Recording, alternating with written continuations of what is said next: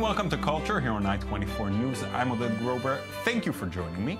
Today on our show, we'll talk about the connection between Burning Man and the Jewish temple.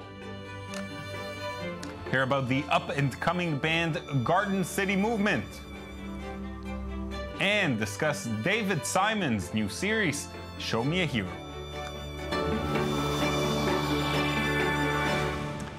Under the Mountain is a series of events taking place as part of the Jerusalem Season of Culture that deal with the Temple Mount, the site where the Great Temple once stood, one of the holiest places for both Jews and Muslims. One of the events will deal with the concept of the temple in the Burning Man events and its meanings. Well, with me in the studio are Reid Dishon and Itamar Fallujah, who will be speaking at this upcoming event. Thank you both for coming in. Thank you for hosting. So, when you think of a temple, what concept comes to mind? Let's begin with you. Well, I think it starts with a gathering. It goes into a ceremony and into a ritual, into a wow event or effect, or getting wonders or getting excited. Mm-hmm. And this is what I try to put in today's activity that we're working on. Right, and in the Burning Man events, there is this concept of a temple that comes to signify what? Well, it comes to signify what anyone wants to put in it, and in an idea of releasing in a greater perspective, where it's called an Taz or autonomous zone, or to observe the concept of freedom. Mm. And what is freedom? In Hebrew, there's two different meanings. Freedom doesn't have strings attached, or doesn't cost anything. Mm. And Burning Man exists in an event where there's no money. Yeah, yeah. All right. Now, Itamar, you had to design such a temple and build one for Midburn, the Israeli Burning Man. What did you take into consideration? How did you attack this issue? I, together with Lior Peleg, my associate for this project, we both tried to think of what kind of aspects are there for a holy space. So first of all, we tried to connect to the location itself. Right. So we feel at home, and we feel like the place belongs to us, to the community. So So I understand you used local materials, right? Exactly. So we used local materials, which are palm leaves, palm leaf branches, palm branches. Yeah. And which grew pretty close by. Right. And we used that to create all the ornaments for the place. The whole decoration for the temple is made out of that. And another aspect is that we had the fire, an ever burning fire in the middle. So at each time that you came in, every hour of the night, you could get there, and there was light, there was warmth. Yeah, there was light, there was warmth. You could sit down, contemplate, meditate, pray, whatever you felt like doing. Right. Well, since you already brought up the issue of fire, the fire at the end of the event extends beyond just the center of the temple, and the whole thing was burned down, right? Mm-hmm. And the concept is that the temple in the Burning Man events is a temporary one. Yes. Yes. Why is that?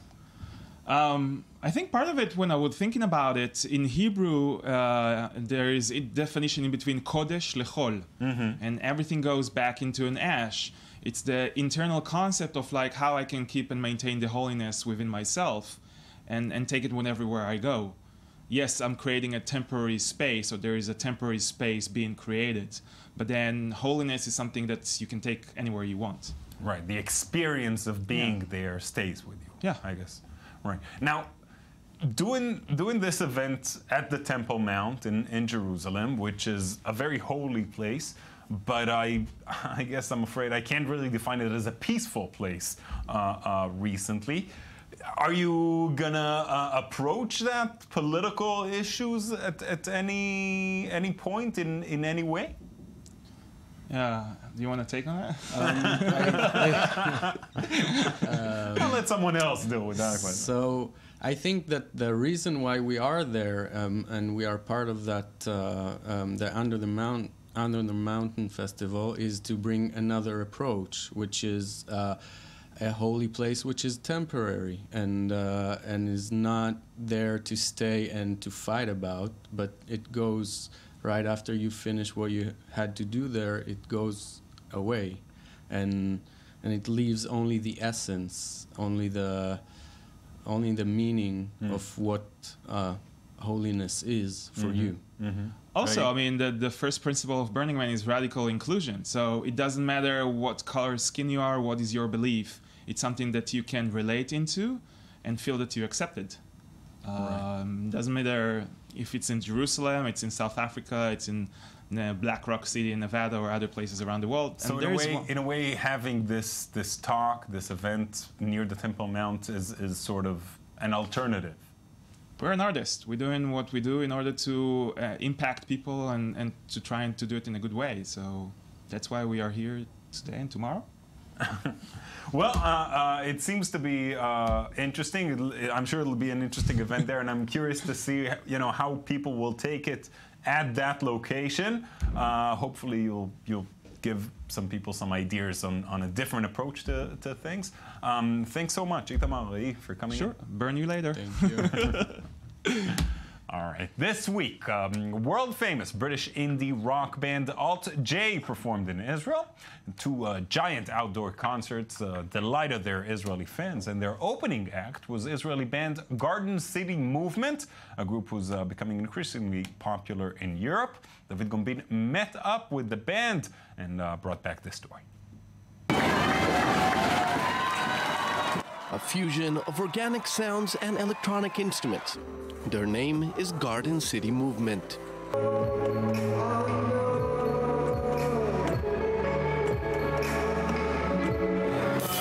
This week, over 10,000 people gathered in Israel to attend the two concerts of the group Alt J.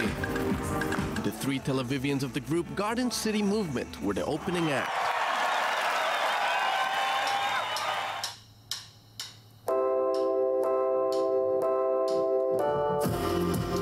Johnny Sharoni, Joe Saar, and Roy Avital, three musicians from different backgrounds, but with a common vision of artistic creation. It was the first session, and I immediately understood. There's a special connection. And from there we continued, and it worked, I think. The three musicians decided to call the collective Garden City Movement, referring to the urbanist movement initiated at the dawn of the 20th century by Sir Ebenezer Howard. Moving between the urban and the natural is the main idea behind their musical aesthetics. Fluid, clear, and organic, with their Middle East origins as a backdrop. We do try to keep the emphasis on the Middle East. Understanding where we came from, we can't erase it. We can never really erase our accents, and we don't want to be a copy and paste of English groups. At the end of 2013, they released their first EP, titled Entertainment. Inside was the song Move On, which received nearly 800,000 views on YouTube. The colorful video was directed by the young actor Mikhail Mushonov in collaboration with fashion icon Mayan Toledano. They created something that connected with our music perfectly. Later, this video had the opportunity to screen at the Los Angeles Film Festival and won an award here in Israel at the MTV Awards, so we can say that it was a success. One characteristic of this young group is the ability to adapt to the new rules of marketing through the internet by understanding the diversity of existing platforms. We work on singles, we try to challenge the audience with interesting videos and via platforms which publish our creations and with things that are a little crazy. The times when you would put out an album, wait for someone to hear it, no longer exists.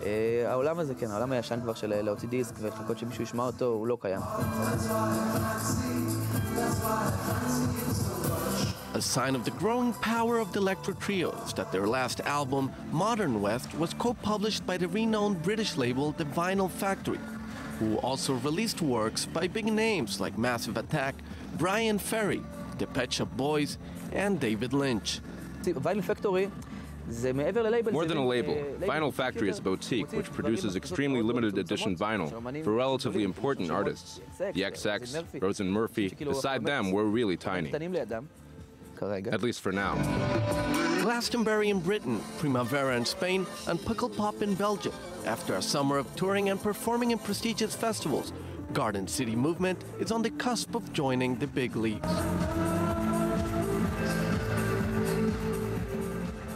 In a moment, we'll hear how David Simon's new miniseries went over with viewers. But first, here's our cultural recommendation for today.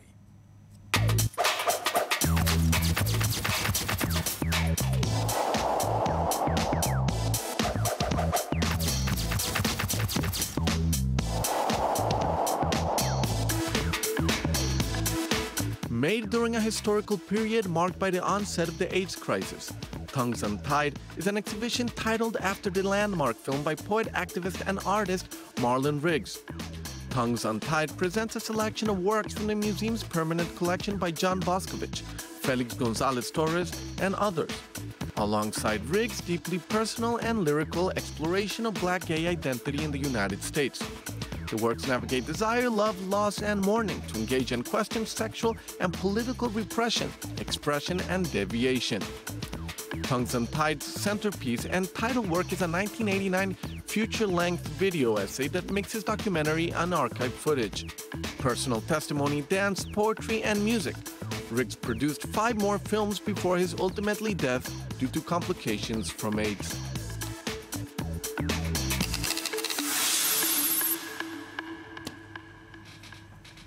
And now Yaron Tenbrink is already sitting right here across from me in the studio. Hi, Yaron. Hi. David Simon. Yeah. Exciting stuff. He's back. He's back. He's back with a Although vengeance. he's been back a few times. Yeah, I over mean, the years. every series, David Simon, of course, the creator of The Wire, possibly the best television series ever. Don't get me. Let's say one of the Let's best. not get into the Let's not get Sopranos, into The Sopranos Wire. versus Wire. Exactly. Yeah. We've done that before. But he's back with a new mini-series on HBO, his home channel. Show Me a Hero. It's based on a real story, based on a book, actually, a non-fiction book, describing the events in a neighborhood in New York, Yonkers. It's like an old neighborhood.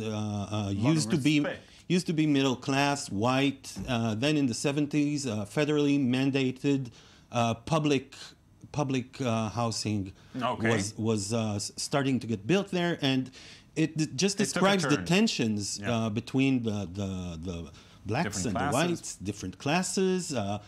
Basically, the middle class fighting to maintain what it has. Let's take a look at the trailer. Come back. For the first time in my life, I am on the right side of something. And I am all alone. The city intentionally segregated its housing for 40 years. Mayor, what's this go? It's time to come together. These people, they don't live the way we do. The trash, the drugs. We will die from what this idiot is trying to shove down our throat. Oscar Isaac. Isaac. That seems promising. Oscar Isaac, a great David role. Simon. James Belushi with a great role, and Winona Ryder with a great role. It's really tremendously done. If you're like your television liberal and a bit socialist and with values, and it's kind of propaganda-ish. Okay. But it's wonderfully done. It's How realistic. is it like it's between sensitive. The Wire and Treme? It's somewhere in the middle. It's not as violent as The Wire, and it's not as mundane as Treme. It's a powerful story. It has tension in it. It has drama. And I think the intention is to leave it as a mini-series of 6 episodes, which makes it kind of tight. Right. And are people reacting to it well? Or of course, critics love it. Critics love everything David Simon does. HBO did not release numbers yet for viewership, so we don't know if it's a hit or not. It's not intended as a hit. It's like more of a high-quality product for HBO. But on the web, people are are either loving it or hating it, depending on where they stand politically. No, really, it's a very political series. It certainly has one important viewer in Washington, D.C. Probably his biggest fan. Yeah. All right, what else did you bring? A series, a very surprising series by Starz. Starz is an aspiring cable channel, produced some pretty good shows, some other lame shows. Hit or miss. This is Patrick Stewart, Captain Picard.